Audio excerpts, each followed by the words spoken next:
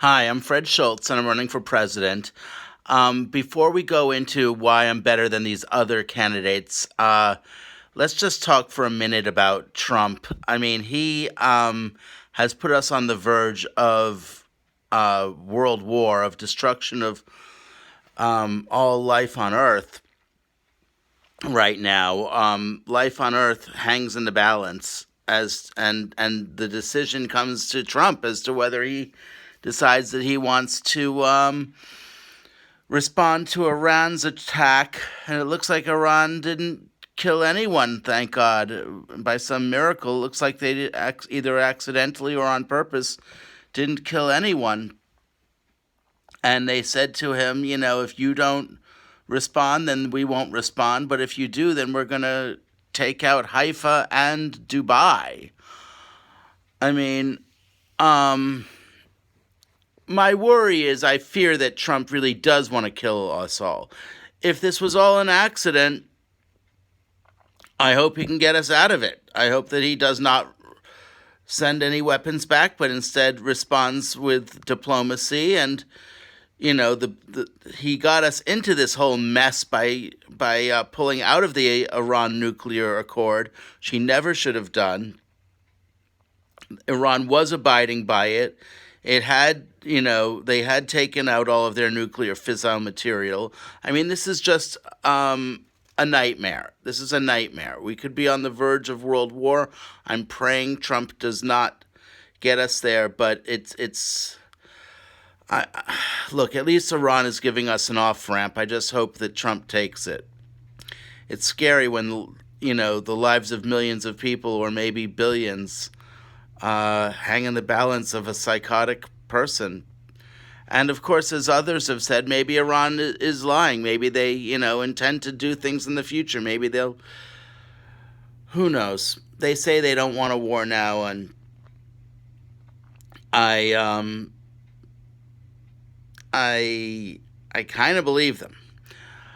Now, as far as these other candidates and what I thought of the debate, look, none of these other candidates, none of them, and I listened to my last speech again, and I do have to make a few small corrections, but not one of them believes that we have the right to do to our own bodies as we wish. Not one of them. They all support this making drugs illegal. To be honest, they all. Most of them, okay, let's go through it. Bernie and Warren believe that only marijuana should be legalized, and then only for personal consumption amounts. They don't believe in, and they believe in regulation, not pure legalization. In other words, if I want to just grow, have a bunch of plants in my backyard, and make something and sell it to my friend, that won't be allowed. And even Yang says that he believes in legalizing personal consumption amounts of opium, but that's it. All the other of the opiates, of all the other drugs, he wants to keep those illegal unless, quote, research says that unless it's ridiculous. We have the rights to do to our own bodies as we wish. Buttigieg says he believes in that personal consumption amounts should be legalized, but that the federal and state governments should be allowed to, prosecute and arrest you for having small amounts of, larger than a few days' supply. The problem is with any of these rubrics that these people have in mind is that when you regulate or prohibit the use of these things, the prices of the legal stuff goes through the roof, and the prices of the illegal stuff, therefore, also goes through the roof. Because by making something illegal, that greatly raises the price of it. That creates the violence. That creates the gangs. That creates the accidental overdoses or poisonings by taking something you don't know you're taking. Look, we have, 30 to 40 people being shot on our streets every day. We have tens of thousands of murders south of our border. We have, yes, it's true, about 70,000 drug deaths. I mean, opiate deaths in this country, drug overdose deaths. But most of that is due to fentanyl. And most of these people would stop taking fentanyl if all drugs were legalized. People would not be taking fentanyl because instead they'd be able to get whatever they want legal. Now, to make sure that it's safe, people would be able to buy it tested by labs if they wanted, and if they just want to buy, something from their neighbor or grow something in their backyard and have organic, natural drugs instead of synthetic, non-organic drugs, they could have that.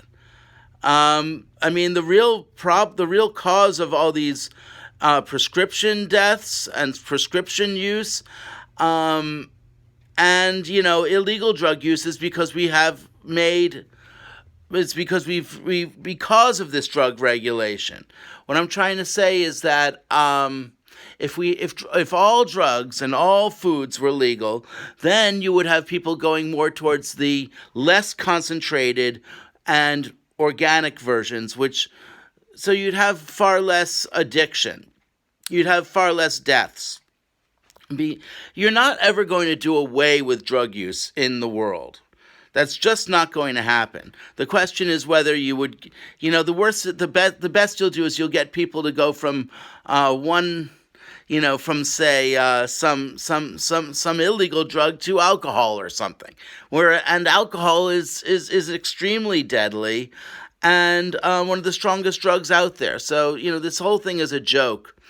Right now you have 15% of American adults on antidepressants, and another few percentage points of Americans on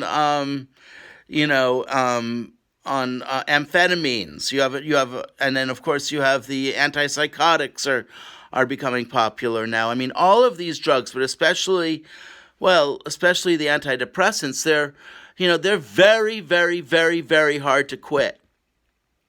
Maybe you don't know. They're very, very, very, very hard to quit. Almost impossible. You should look at the article. I'll post a link to the New Yorker article called Bitter Pill a few months ago, which really explains how Americans are extremely over-medicated. I mean, that's my fear. Yes, I want to legalize all drugs. I do, and I feel it's very important, and I feel that, this is how American law was for the first 150 years of our nation. I don't believe it's legal to make drugs illegal. But, however, I don't believe that most people should be taking most drugs, even the legal ones. I believe that, people can be much better served through diet and exercise. And by diet, I do mean a mostly raw vegan diet, although some cooked vegan is fine and some fish for many people might be okay. I'm torn on that issue of fish and eggs right now. I go back and forth. I've been eating a bunch of fish and eggs the last few weeks, but I think I'm going to be going back to raw vegan now. And yes, I've broken the diet a few times. Some sugar, which I feel terrible about. Sugar is, yes, as you've heard in my past videos, the most addictive, the most deadly drug in the world, and close behind it is carbs. It's wheat especially, but carbs, in your body, they're converted into sugar. So, anyway, but as far as saving the earth, the main thing is going off of beef, all red meat. 50% of the world is dedicated towards, of the land on the earth is dedicated towards either growing animals or towards growing grain for the animals. And to do that, to grow the grain, they cut down the rainforests. So the only way we're going to survive as a human, humans are going to survive on Earth. The only way life on Earth is going to survive is if we stop eating beef and meat. Now, as far as overfishing, yeah. that there's a danger that by eating fish, we're going to strip all the fish out of the ocean and then the oceans will die. So it is probably safest to just go towards flaxseed oil if you want those omega-3s, which are probably very healthy. Anyway, okay, I've talked way too much right now. My point is, the main problems in our society are caused by this war on drugs. We're talking shootings on the streets. We're talking mass murder south of our borders, turning these lands south of our borders into more deadly than the deadliest war zones in the world. That's right, more deadly than the deadliest war zones in the world. That's what this war on drugs has brought us. Not to mention the arrest of about 10 million, over 10 million Americans a year. We have now about 80 million Americans with criminal records. That's about 1/3 of all adults. Those people can never get jobs again. Apartments. You can never, of course, get public housing. I mean, effectively, it shuts you out from society and makes you homeless. On top of that, we have, approximately tens of millions, maybe up to 100 million people who have stopped looking for work, as I described in my last video. And that many of them, the reason they can't get work is because they have criminal records. If we do away with the criminal records, they'll be able to get work. Now just to get into the nitty-gritty very quickly, I am still running, but I have missed the filing deadline in a few states, and to file as a Democrat to get on the ballot. And part of the requirement was that you had to be in a few of the debates, which I haven't been yet. So that made it impossible for California and a few other states. My point is, I'll be fighting to get on the ballot in the states in which that is still possible. I'll be fighting to get on the debate stage, hopefully for this next debate, but if not for the one after, but hopefully for this next one. But at the same time, and yes, I intend to win. I mean, I believe that if everybody in the country hears that, I'm running and I want to legalize all drugs, and remember, in this recent poll on the issue, the U.S. population, 55 to 45% said they believe that drug use should be treated more like a traffic ticket than any other kind of crime. Well, a traffic ticket isn't a crime. It's an infraction. But my point is, I believe that most Americans, when confronted with the evidence that the main cause of most of our problems in this country, including unemployment, are caused by our drug regulation and prohibition laws, mostly prohibition, but even regulation, as I explained, causes the violence, causes the criminal records, causes the destroyed lives, causes the torture of millions of Americans a year, causes the slavery of 2 million Americans a year. There's 2.2 million Americans in jail, all of them being tortured, all of them enslaved. So my point is, yes, we can end this horror, but the problem is only 200,000 of the 2.2 million Americans in jail are in federal prison. The rest are in state and local jails.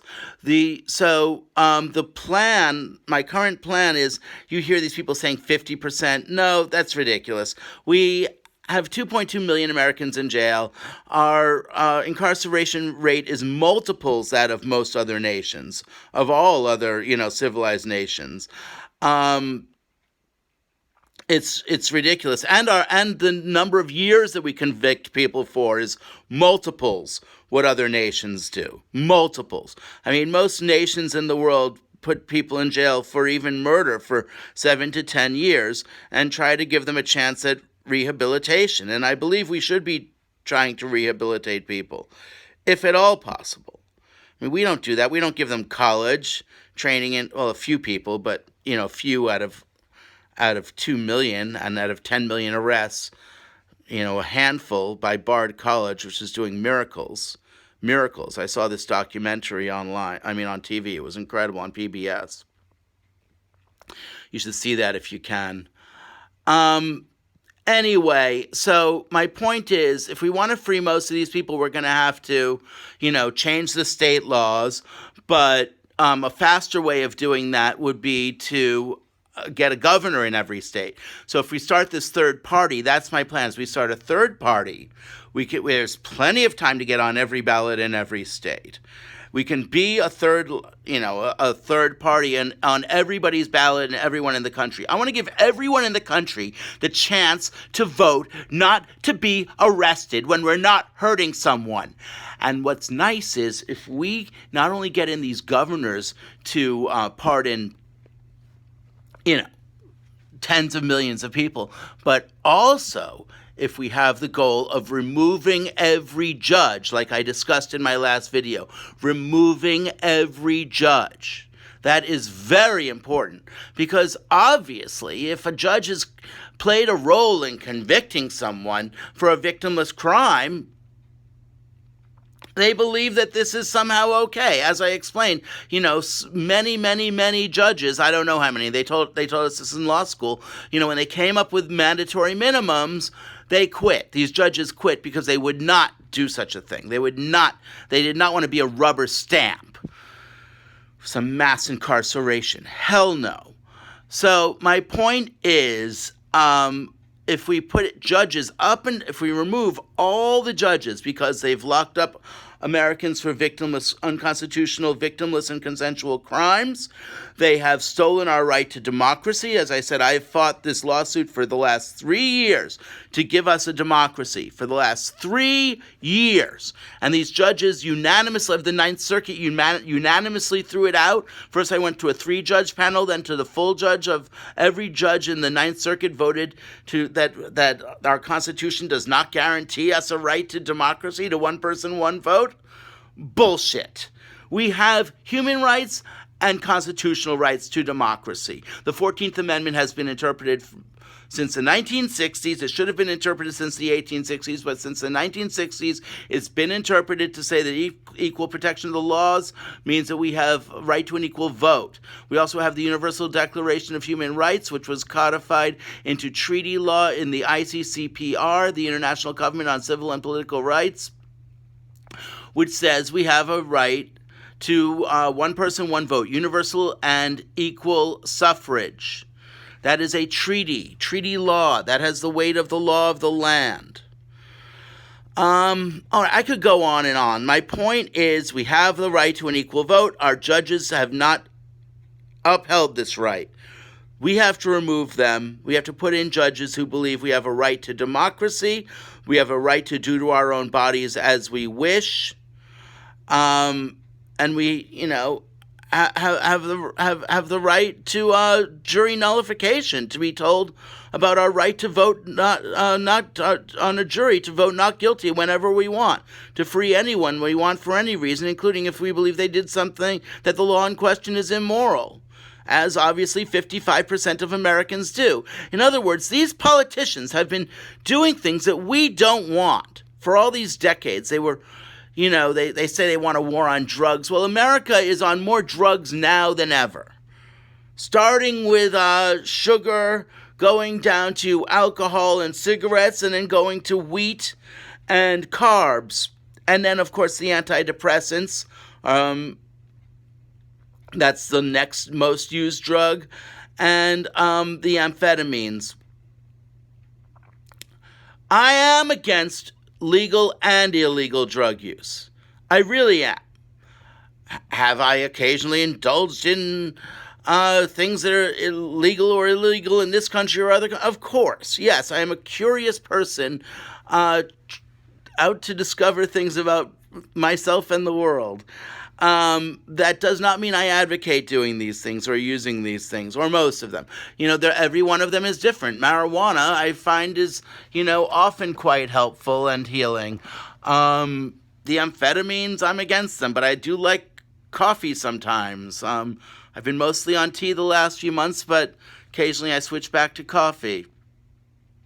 My point is, we should each have the right to treat our own bodies as we wish. We do have the rights, it's just our government is not enforcing them. Look, every one of us has a different body. We each shouldn't have to go to a doctor to tell us how to treat ourselves. I mean, some doctors are morons. Some don't believe in this or that. I mean, look at them. Most of them are in bad shape. They don't know how to take care of themselves, much less anyone else. Okay, enough. I've said enough. We're at 20 minutes, and I meant to do 2 minutes, so I've got to record another brief one later, obviously. But I am very worried tonight with you. I am praying that Trump does not attack Iran, and then they'll attack us back, and we have a world war on our hands in 2 seconds, and tens or hundreds of thousands or millions of people dead, starting with Jews, because Jews are the ones who always take the brunt of it. The Iran is talking about attacking Israel, and on top of that, after their last several years ago, after when they were out to get when Hezbollah was out to get Americans, out to get Jews. Last time Hezbollah and Iran lashed out, they killed Jews in Argentina at a JCC. Look, it's always the Jews that take it on the chin for some reason, and Trump is stirring up this anti-Jew hatred, anti-immigrant hatred, anti-Muslim hatred. He's crazy. He hates poor people. He hates darker skinned people. He hates all people, I think, even himself. And I'm very worried he's going to try to kill most of us. I had a nightmare I'll tell you about soon, but I did have a nightmare that either he was the dictator or Kushner was, and he was in hiding. It was hard to tell. But they had killed most of the people on Earth, and Kushner and Stephen Miller were apparently running things, but Trump was probably hiding in the background in some bunker. Yes, they had killed most humans and enslaved the few of us that were left. If you didn't bow to them, you were shot. That's what we're looking at if we don't get these people out. And, I'm against a draft. I'm against even registration. I'm against all these wars. But we've got to get these people out. And really, if we want to have a safe election, not just a safe election, I mean a fair election. I mean an election that's, if you want our next election not to be hijacked by Putin, we're going to really have to impeach and remove Trump and Pence, because they're both in Putin's pocket. It's obvious. And as I explained in my last video, neither of them was really elected. It looks like Putin did switch the voting rolls to enable Trump to win. So if we want to even ever again have a fair election, we're going to have to get rid of Trump. Now, as I said, I do want to start a third party, but I do intend to, and we will. It's called the Love Party, because all the other parties are about hate and torture and slavery and not allowing us to do with our bodies as we wish. Our party is about love. Now, we can run in every state, in every locality, and that way we can remove every judge in the country and replace them with ones who really do believe in our human rights to democracy, to one person, one vote, to do to our bodies as we wish, and to have a fair trial. Nobody in our jails has ever had a fair trial because no jury was informed of their right to vote not guilty for any reason, including that they don't believe the law in question is legal or moral. My point is, yes, we're going to have to do this third party. But if we're losing towards the end, if we have, maybe a week before the paper balloting starts, if we're losing, I will beg all of the country to vote Democrat as opposed to Love Party, because at least that way we won't be slaves of Putin, and we'll have a good number of our rights salvaged, and we'll have a better country than with Trump, which will be pure totalitarian dictatorship.